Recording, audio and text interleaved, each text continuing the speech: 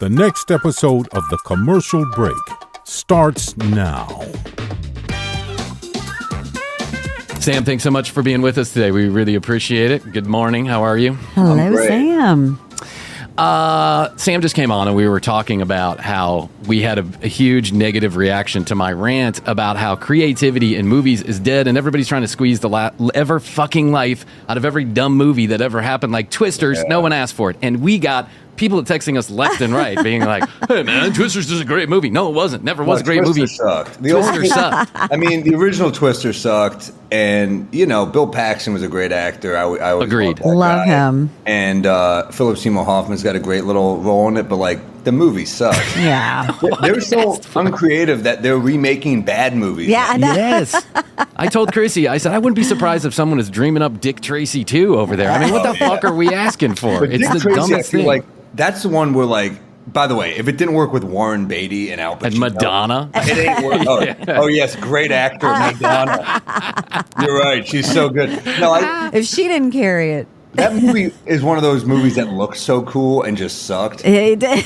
It did. But Warren Beatty was he was the man. He was a legendary coxman, like a Renaissance dude. It's commercial break listeners will know that Bryan decided in his infinite wisdom at 13 or 14 years old, whenever that movie came out, that I would start collecting Dick Tracy memorabilia. Does it look cool? It did. And they had the McDonald's and all the comic books. It was fucking everywhere. But the movie did suck. It was the worst movie ever. But I agree with you about like Twisters. No one asked for it. And now it's just like, I feel like it's a showcase for Glenn Powell to take off his shirt again. Like, I mean, what are we really... Glenn now Powell, we're just cock blocking housewives, though. We're like, again, he's taking off his shirt, and they're like, dude, we have nothing. You have shirtless Glenn Powell. That's true.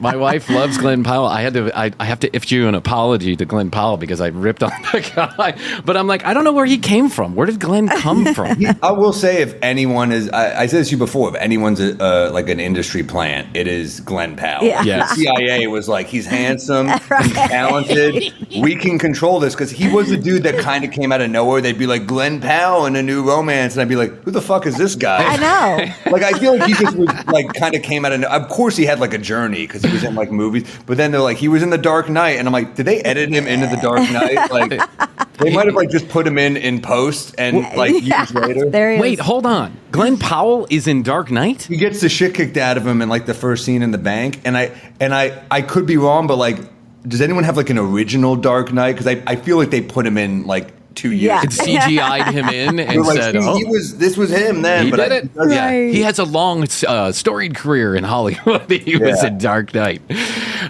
Sam, I got to tell you, man, you're one of my favorite things in the world is when a new Sam morning show bit comes out. Oh, I know you talk about this all the time, man, but I gotta address why the sex gimp. So, for those of you that may not be aware, there are supercuts of Sam going on local morning television talk shows, and I think just fucking with him in the most amazing and funny ways. They don't know what to do. Yeah, my favorite might be Sex Gimp, but the other one that my favorite is that's one of my best friends, Gary Veeder, and we toured together. And I one day was like, hey, would you mind being like a gimp sex slave for me on morning news? And just like we did it. It's almost better when it's a live show, but it's on Zoom. So he had to just like try to pretend to escape behind me. And didn't you have him in an airport once? He was like, you guys were in the Delta Club. Yeah. We got some looks. People were like, why is there a guy with tape over his mouth tied up in the Delta Lounge? And I was like, because I'm doing Buffalo morning television. That's why. But they usually laugh, but that guy did not find it funny at all. He like was still, because my friend did that morning show weeks later, and Rachel Feinstein, who's like, we had her on. And and he was like, do you know Sam Morril? And she's like, oh yeah, he's like my brother. We're so close. And then he goes, I hate him. And she's like, oh, I forgot you did the gimp sex slave gag on his. But it's just like it's just so stupid because it's like there's nothing they can do. No, because it's live. So I just think it's funny when they're expecting this like buttoned up proper interview. It just reminds me of my childhood because my mom is just a very proper woman, and I would just do whatever horrible thing to shock her. You know? But that's like what got me into comedy is like Rodney Dangerfield walking into like the stiff country club and being like, I bet you were something before electricity, you know? Hey, Wang, what's up with the pictures? Yeah. So I love doing the morning shows. it is hard as hell to get booked on them these days. Pam hates you, doesn't she? There's 3 types of people that get me booked on the. It's like the producer who hates their boss and is like looking to get fired. Oh, nice. A la Nancy Grace, who did like the animals fucking on, and she was like, "What's that?" And they're like, "I quit." That was, that's one type of person that will book me. Another one is like just is so bad at their job they do no research. Yeah. And the third is just like I think that's it actually. I think There's two. Yeah, they're just dumb at their job. Or the third is maybe like just a fan who's like they'll get it. It's funny, but they're like, nah, they won't. But when they do get it, it's so much funnier. I think. I agree with you 100%. Like Krissy and I were talking about this last week. I was like, I think there's like 2 reactions to Sam, 3 reactions actually. One is they have no fucking clue what's going on, and they're like a deer in the headlights, just trying to like muddle through. Yeah. Number 2 is they're so shocked they want to get out quickly. Or number 3, they try to hold their own with you, and that is one of the ones that are some of the most funny because it's like you're not going to go toe to toe with Sam. Well, because they can't, because it's their job. Like, yeah, I've always said it feels like a bank robbery. I call the Uber as I'm going on to the segment because I need a car waiting for me because they're not going to be happy. My favorite is one of my favorites is when you're in the tour bus and Gary is in the back doing the lines of Below, and you're like, that was a good one. I mean, that got us. Pam, my publicist, had to deal with a pretty angry call from a gay Durham producer. Who just said, "Missy, you'll never be on Good Morning Durham ever again." And I was like, damn. And then we just play Pam, like we would just videotape everything happening after, and we'd play Pam calling me on speakerphone, being like, "Do you know how much trouble I keep getting into you?" And I'm like, "Well, you could stop working with me." She's like, "No, it's fine." No, Pam's a sweetheart. We know Pam. Yeah. We love Pam, actually. So you've got your new Amazon special out. Oh my God, it's so funny. It's ball busting, man. It really is fucking funny from beginning to end. Can I share what I really like about you? Is that I think you're a comic who just, something's funny and you go for it, and it doesn't matter. I mean, I guess maybe it matters, but if it's interesting to you and the subject matter is there, you go for it. And that makes you, I would like to say a little bit, some people might call it edgy. I don't call it edgy. It's just comedy. You're just being funny. You point out. I hate when people say that, but look, it matters sometimes. When you're working it out, it matters. Because when those jokes miss, they're just like, what the fuck is wrong with you? I have a new chunk I'm working on, and people are like, I was like, wow, 8 minutes in, I was like, I guess this is pretty Holocaust heavy. But it doesn't hit you. When you're writing it, you're just writing jokes, and you're like, these are funny, this next line works. And then you're up there, and you're like, ooh, I gotta find a funny joke. Yeah, I gotta find something. Yeah. Yeah. Do you, what is like do you remember like a specific crowd, a reaction where you were like, holy shit, I am just out here in left field and I got to pull it back with people like yelling at you? Because I imagine that some of your material, people are so sensitive these days. Like they're so sensitive about every fucking little thing. And that's fine. Whatever. That's their opinion. But they don't have to ruin the comedy show for it. But I also watch a lot of your crowd work. And, sometimes you get some pretty rowdy reactions. Yeah, I think I tape like every show for the most part because I only really go up at the Comedy Cellar in New York, and then the road I usually have a camera guy with me just because you never know what's gonna. Because like the one time I don't tape, something incredible happens. Sure. And then usually it's not my crowd, so my crowd's usually pretty good. I feel like there's a good connection with my crowd. They kind of know what they're in for, but. Yeah, I did a corporate gig a while back, and it was like, they paid me really well. So I was kind of like, in my head, I'm like, if I bomb, I'm cool with it. Because whatever, I'm getting the check. I just moved apartments. I kind of want to get some stuff. So I'm like, in my head, I'm like, oh, well, this will pay for this and this room, and that, I'm like just doing the math as I'm bombing. And some guy, like, it was just a weird corporate gig. It was like me and Gronk, the football player. Yeah. And he's like paid to party with them, and I'm like, lucky you. You just have to fucking chug beers with him. I gotta fucking make him laugh. So he's just like, doing fucking chugs and like he's got a funnel. He carries with a funnel. Like he's like, oh dude, he was awesome too. He's so nice. But but then I had to go up there, and I was like, wow, this was a tough gig. Like literally, they're just all talking. So it's like a theater Yeah. in San Antonio. So funny. I think Rogan's filming his new special there, and I was like, it's a beautiful theater, but my memory of this theater is just fucking just a knife fight. And they're just at one point, guy 2 minutes in is like, "You suck." I'm like. In my head, I'm like, this guy doesn't know how hard this is because no one's listening to me. Yeah. So I'm like, my energy is not, I'm not like a desperate energy comic, but I also have done enough hell gigs that I know how to turn it. Yeah. So I'm like, in my head, I'm like, just keep fucking zinging, get this guy, get this person, keep building momentum. And after each little laugh, the next joke's going to get a bigger laugh. And you just keep building momentum. But it was a good, like, 15, maybe 20 minutes until I got them to start laughing and had to fight through the "you sucks" and stuff because they were just drunk animals.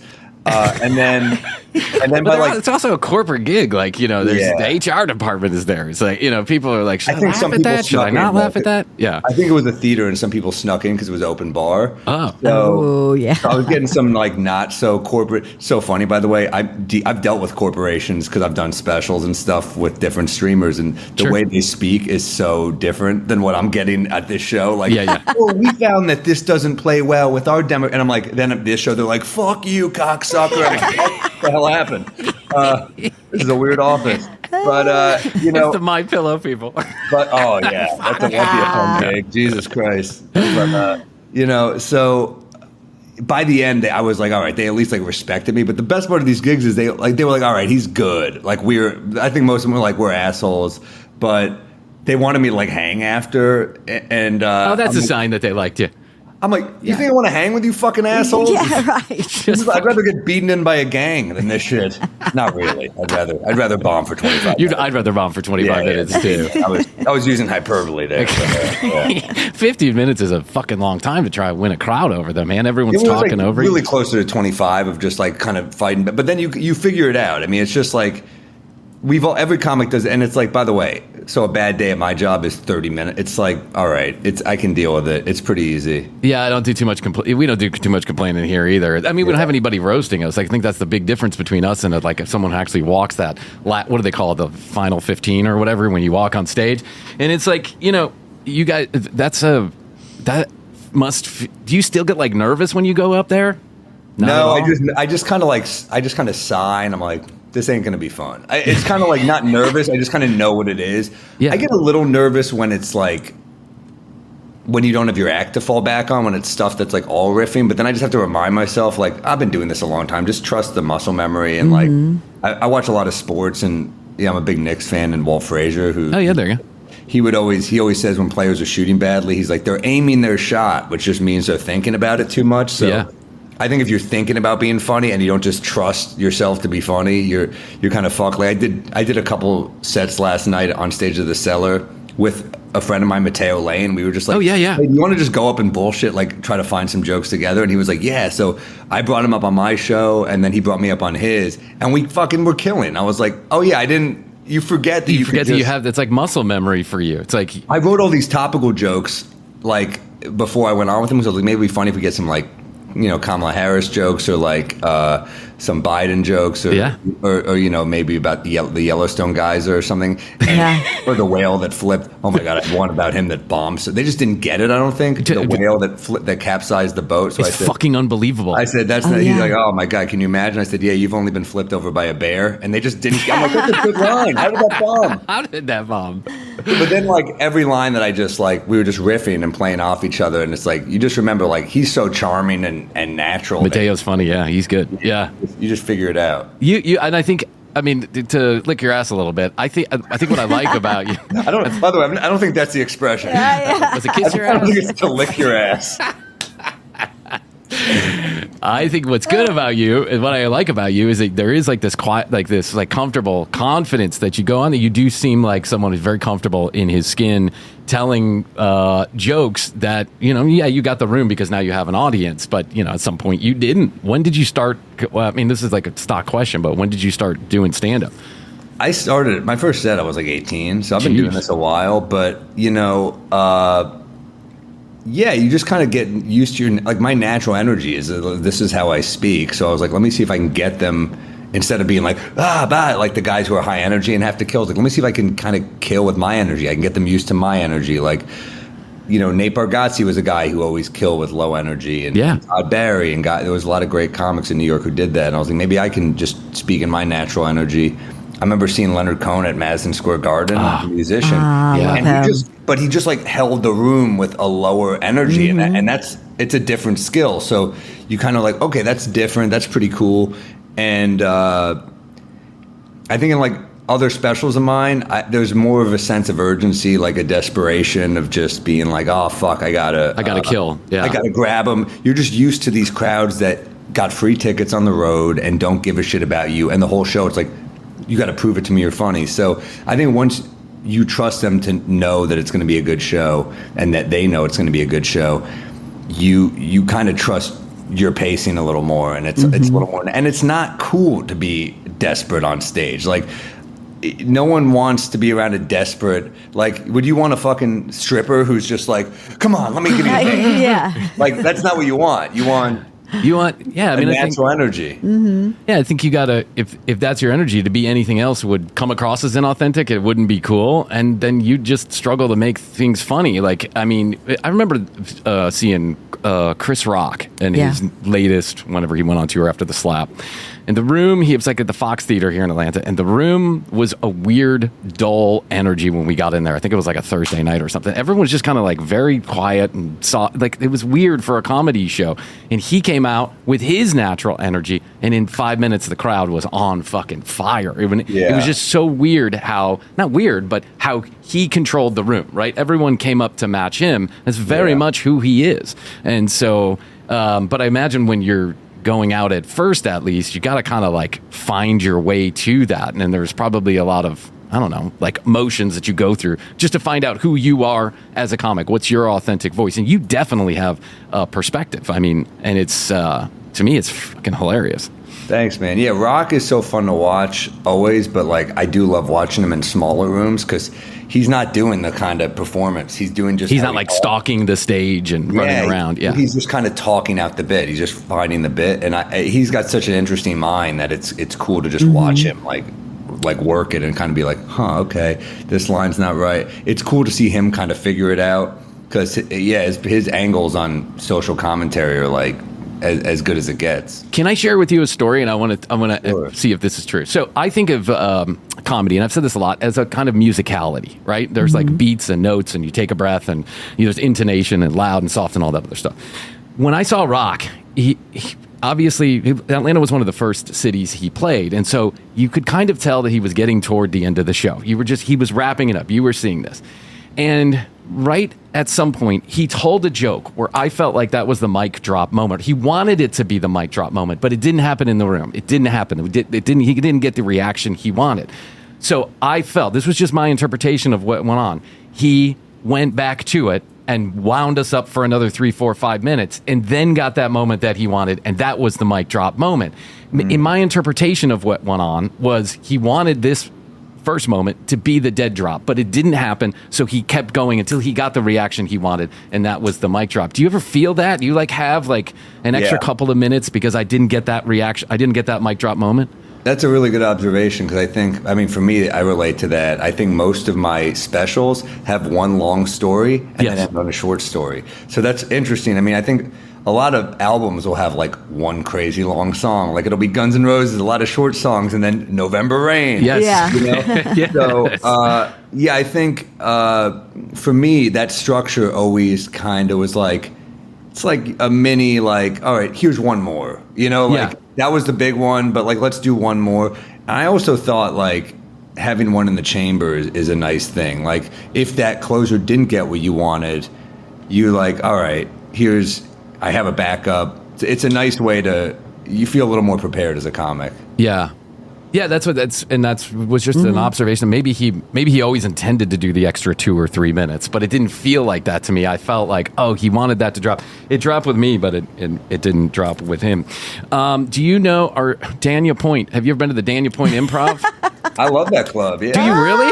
Yeah, All right. I've done it a couple of times. Yeah, Fort Lauderdale, just good crowds. Yeah, I used it as a workout room a couple of times, and I built a lot of jokes in that room because the crowds were really generous. I thought. Oh, that makes me feel better. Yeah, it makes us feel good. We're doing a live show down there, and I was like, I never heard of fucking Daniel Great Point. staff too. Yeah, awesome club. Oh, Nice. fantastic! Makes me feel better. Are you on the road right now? I'm doing a casino gig in Hammond, Indiana on Saturday with like a few comics, Krista Stefano, Nimesh Patel, and Jordan Jensen. So I'll be out for one night. I'm actually doing the Miami Improv next weekend. Doing Baltimore August 15th through 17th. I'm doing some casino in Parlor Lake. Do you enjoy doing the casinos? The money's good, and it's only a night usually, so Yeah. I'm all right with it. And I do find that I get my crowd now, so it's like back in the day I was like fuck a casino, but now it's kind of like my people. So I actually like Vegas now for like a night. Even Oh, really? though Jews are just not built for the desert. I mean, like, I wake up like the hangover and the throat. Yeah. I'm just I shrivel up. I hate it. But Vegas for a night. But then you see like you're in the casinos. I want to take everyone out to a nice dinner, and you look at the prices, and you're like, do you think $400 for a tomahawk steak seems fair? Right. Do you think that seems right? It's literally like you made an airport a fucking city. Yes. Yeah, true. It's fucking insane. Yeah. I agree with you. Vegas gets you from the. I took a flight out to Vegas 6 months ago, 10 months ago, whenever it was. I took a flight out to Vegas, and I'm sitting next to probably what I would imagine are two of the most derelict human beings I've ever seen in my entire life. Like in their 50s. Try going to Reno. You'll find that's the whole city. Oh, I've been to Yeah, Reno, Reno. too. Oh, yeah, Reno is a whole different animal. But these guys, like, they got their MAGA gear on. One guy does pants down his ass, and they are literally betting on the flight. Like, they're watching sports, and they're like, I got $10 this, I got $10 that. They didn't even make it. So I follow them By out. the way, this doesn't sound trashy, and I do this all the time. I bet on sports like a motherfucker. Well, no, but I'm talking, they were like betting in between each other, like on the They're handing sports. each other money. Yes, they were doing this on the way. And then I follow them out of the flight.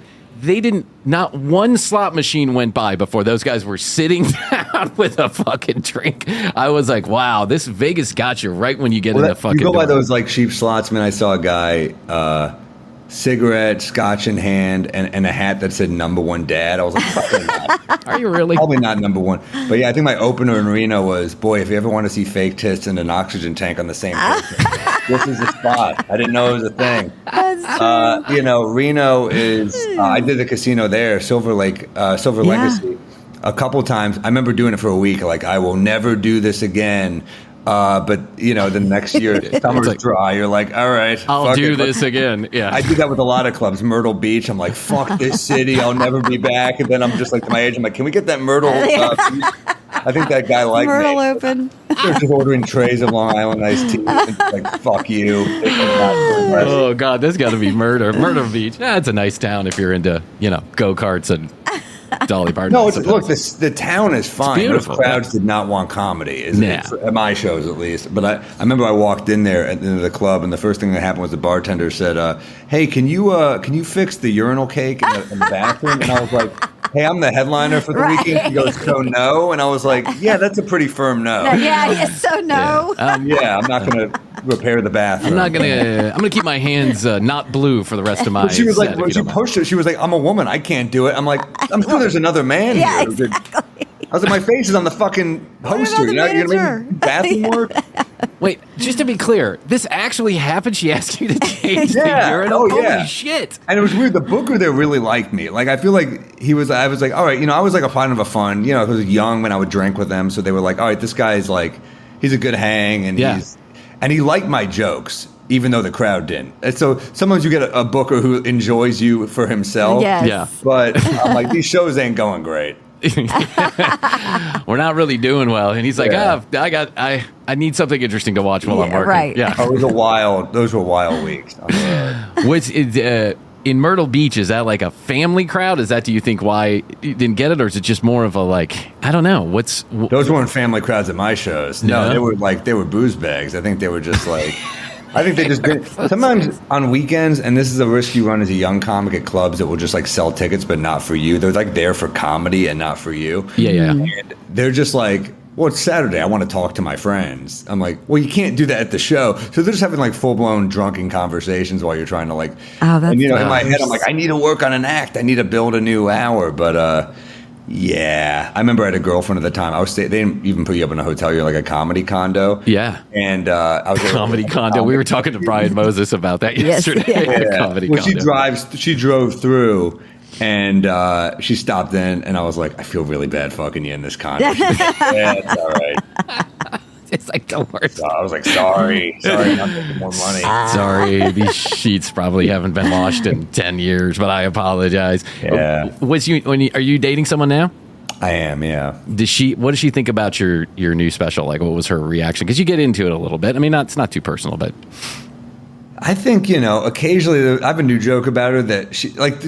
tell us. This is usually how it goes with me. They get annoyed at first. I don't tell them the joke the first time I try it because like it's not worth. Like, hey, is this funny? And then I do it and I bomb. And they're like, that joke sucked. Like, fuck you. That's not true. And then the joke doesn't even work. But if it kills, I'm like, hey, I got a new one about you. And I was like, you want to hear it? So I play. What I don't do is I don't tell it to her. I play it to her with the laughs. So nice. she knows it's Yeah. funny. Yeah, I've been doing one about her where it's true. She talks so Very much. smart. Yeah. I've never dated a woman who talks this much in my life. Like, she's a real talker. And I kind of told her, I was like, I have to not listen sometimes when you speak because I would never have my own thoughts. Because you just don't stop talking. You like mention everything. And I told her, like, but I'm scared, that I'm going to miss something big now when I tune you out. Like, you're going to come in the room and be like, where's my EpiPen? I'll be like, that's crazy. I can't believe that. But that's like jokes about her where I'm like, oh, and she was like, fuck you, that's not funny. Then I played with the laugh. And I'm 3 for 3 tonight, worked on all the shows. But, I the first joke about her, she's older than me, so I jokes about her in the special, the schoolgirl outfit. She laughed. Oh, yeah. She thought, at first she was like, I didn't tell her it. It was at one of my shows. She heard it. She goes, first thing she said, had a great show, not good set. She goes, schoolgirl outfit. Really, Sam?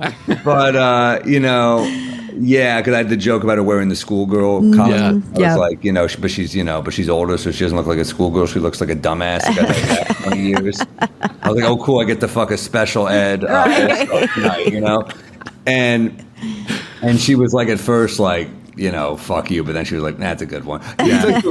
I had another ex, like, I had a joke about her in my Netflix special, which, like, I don't know why this bothered her, but, like, I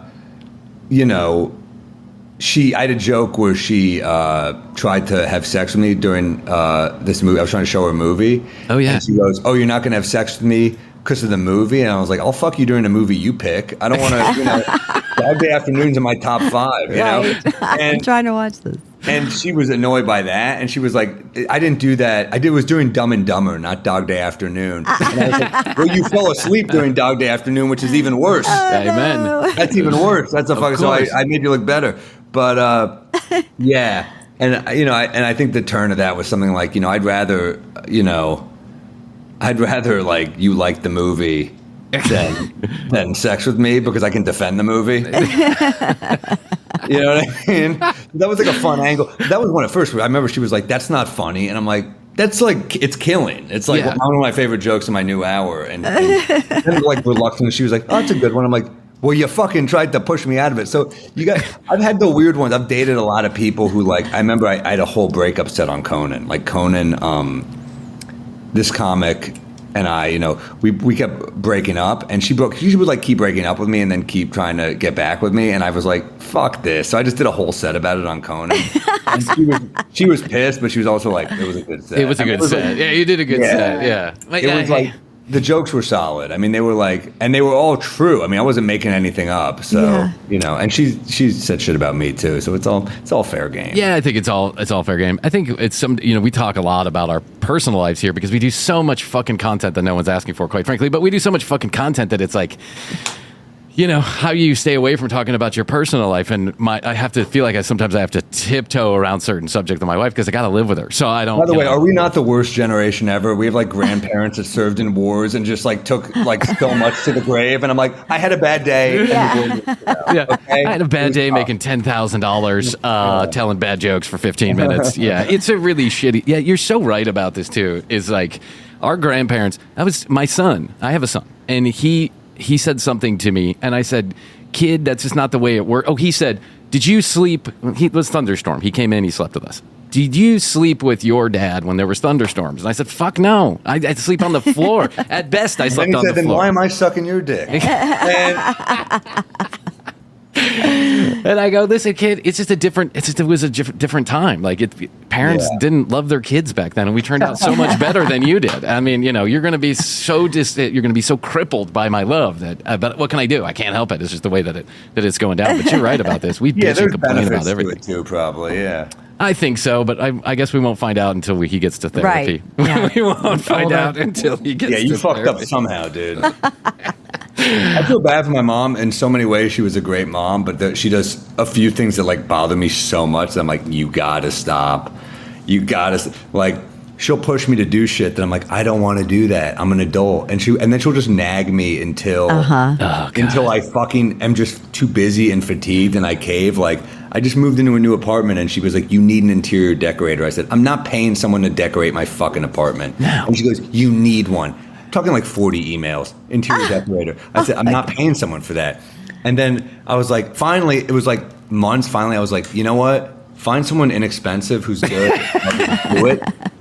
This person sends me the first invoice. Do you want to know how much she charges? Oh, God. Talk to me. $400 an hour. Oh, wow. Yeah. And I'm like, you think you're worth... That's twice what therapy is. Yeah, yes. You think you're twice... No one's commit suicide over not having a fucking decorator. Okay? No. So I was like, immediately like, oh, you're fired. I'm not doing this. Yeah. Fuck no, $400 an hour. That's more than our attorney charges. That's fucking insane. I know. It's mental. And then I was just like, just fucking no. No. So I got... Plus, how do you really know how much time she spent? I mean, this is one of those like very subjective things. Every time right? she'd come by the apartment, I'd be like, in my head, I'd be like, wait a second. It's an hour. She's You charging came by. Yeah. just to charge me. You needed $400. The subway got stuck. She was like, that counts, Yeah. Now I'm paying for the MTA. $400 fucking an hour. That's insane. You don't need an interior decorator. By the way, did I say subway? She's probably taking a fucking stretch limo here. Right. Hey, man, yeah. Private helicopter. I mean, that's what she's doing. That's fucking insane, Sam. Yeah, I know. There's some student out there who goes to some shitty design school who's probably just as good, who would do it for the experience. I know. Fucking Papa John's. I swear to God. No.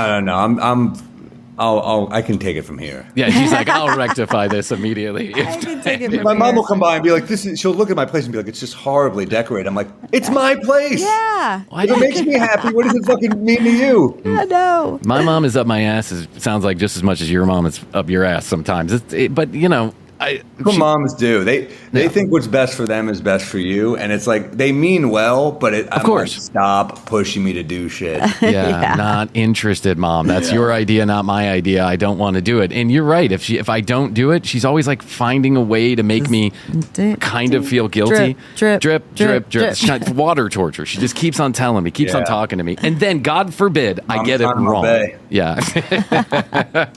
God forbid I get it wrong. Hey, I wanted to tell you something. You may not even remember this, but you have a TikTok video out there about a guy who claimed he had something called sexomnia. And I was like, holy shit, is that a real thing? Could there really be something called sexomnia? There is something called sexomnia.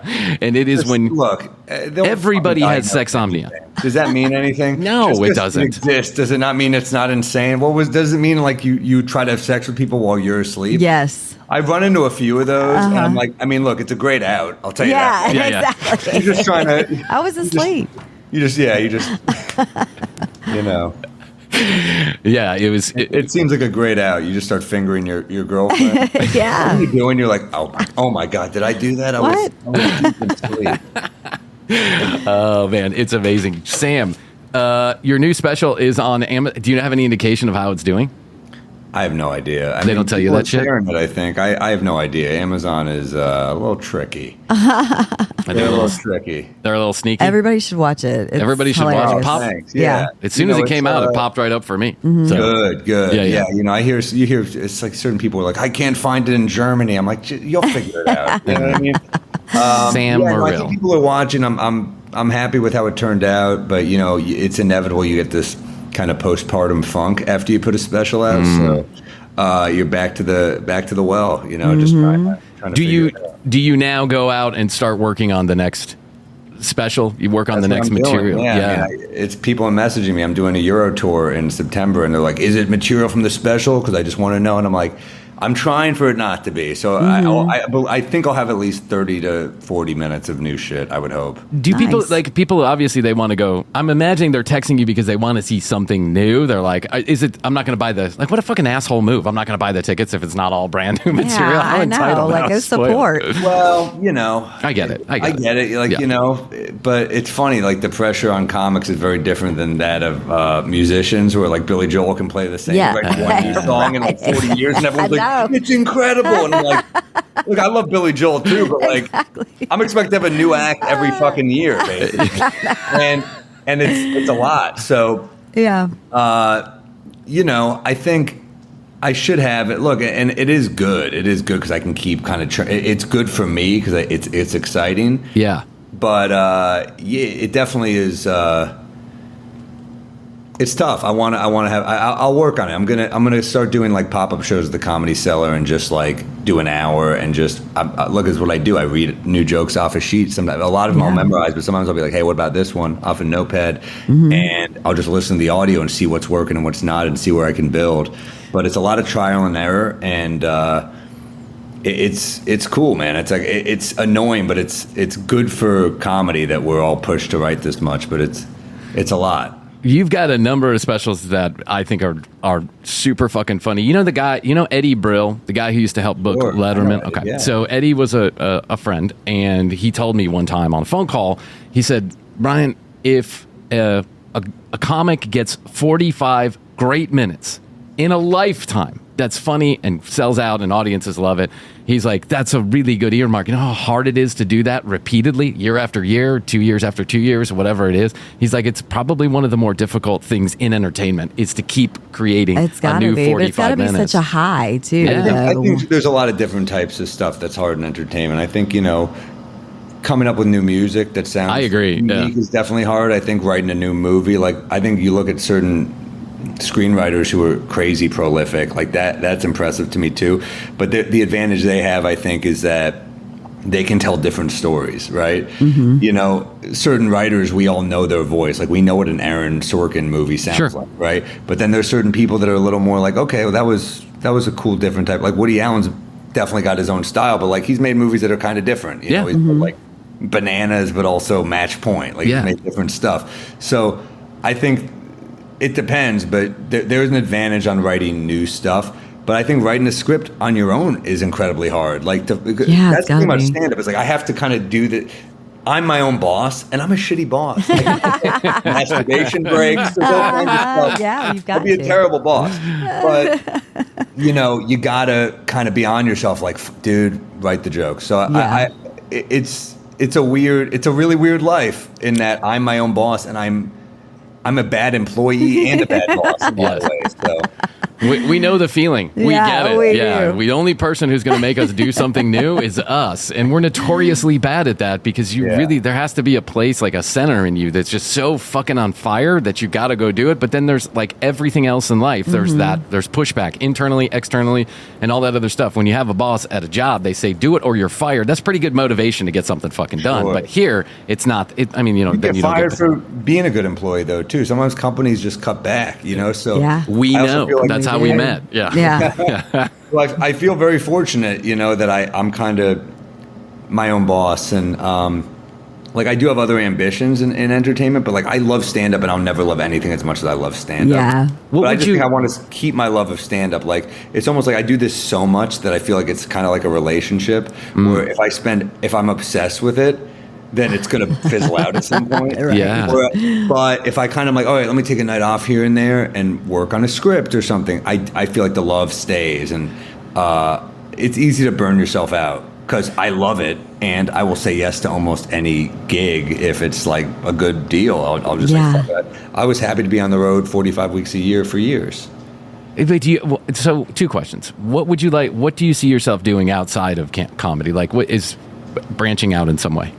I would like to write movies and TV, but the problem is they're really hard to make now. Like we were talking about this earlier, you know. Maybe I'll write something for Glenn Powell. No, I don't know, man. I don't want to act. That's not like a real something that I aspire to do. I find it to be pretty boring. But if it was my own work and I can kind of riff and make it fun, I would be okay with it. So I'm working on a TV thing that, you know, with my friend Mike Lawrence and my friend Mark Norman and I wrote a movie with Noah Garden Schwartz and Esther Steinberg. So, you know, these are things that like I would like to do on the side, you know, but stand-up is the primary focus and it always will be. I love stand-up so much. And I think stand-up, like you can write the joke this afternoon and be testing it out tomorrow, and I'm testing out tonight. I'm going to write it today and try. I mean, that's what I love. So. I think the part of the toughness or part of the challenge in movie and television is that you can write the script and it can be the best thing in the world, but that you might take 10 years to get to fruition, right? You might be banging your head around for 10 years. You might never make it. So, I mean, I think of some of the great stuff that, like, you know, there's this book I love called Pictures at a Revolution about movies in the 60s, about the 5 movies that changed Hollywood. I think it's a cool era for movies. Oh, that's really interesting. Yeah, and it's, I found out about it because my friend Dana Gould loved it, and then I heard Tarantino talk about it in a podcast. I was like, oh, all right, I'm checking this out. So it's about like the 5 movies that changed Hollywood at the time, and it was, I think, Bonnie and Clyde. Okay. Who's Coming to Dinner? Oh, yeah. Graduate. Guess Who's Coming to Dinner? I mean, and In the Heat of the Night, 2 Sidney Poitier movies, and then Dr. Dolittle, which like sucked, but was a huge budget movie. So they just kind of changed Hollywood for a lot of reasons. But talk about making Bonnie and Clyde and how it took like 5 years. And Warren Beatty just like won everyone, and there was a lot of battles. Like people were like, "This movie's trash. It's just violence for the sake of violence." I don't think it's true. No. And you know, but he really fought for it, and it went through so many iterations. Like, oh, we're trying to get, you know, I think they tried to get Truffaut at one point to direct it, but he was like, no, and then end up with Arthur Penn. But just making a movie was so hard, and you're like, that's one of the best movies ever, and it took forever. So like, who the fuck am I to think it's not going to be like a challenge for me? It's going to be, it's supposed to be hard. Stand-up's hard. Like I see how many great comics have to struggle at the cellar, and you know, there's a lot of comics I know who deserve way bigger audiences. So did someone help you? Like when do you feel like there was a person out there, a comic out there, somebody? I mean, I'm sure there's many, right? I'm sure there's many, but do you think you stand out like one person, one time, you know, gave you a piece of advice? Look, people will give you help here and there, but you know, like David Tell would take me on the road, and Gary Goldman took me on the road a bit and helped me. He wrecked me at the cellar. Amy Schumer produced one of my specials at the time when I don't think anyone would have. So that one's on YouTube now. I think it's a pretty good one. Positive Influence, you know, and so I think, people help you, and it's huge, but you have to capitalize. You can't be content with help. You can't just be like, oh, cool, I got help. You have to really, you have to parlay that into something. Run with it. Yeah. You have to work that into another hour. You can't get something and just be like, cool, let me put my I'm here, I've arrived. You have to say, okay, what next? And that's kind of how I always felt, because I never felt, I didn't get into stand-up when it was like a cool thing to do. I didn't know it was going to be this big. So I feel incredibly fortunate that this is like a cool thing to do right now. But when I started it certainly wasn't. No. So I didn't know there was opportunity to make money like this, or to get to live like this. And I'm grateful, but like I also am aware it wasn't like this a while ago. It could go away, you know. It's true. It's true. I mean, it's the same thing, you know, just to like, I don't know, try and find some perspective here. It's the same thing with podcasting. Like, podcasting wasn't a thing 10 years ago. No one gave a shit until the pandemic. And then everyone gave a shit, right? Or until Serial. And I thought it did worse during the pandemic because no one had a commute to work.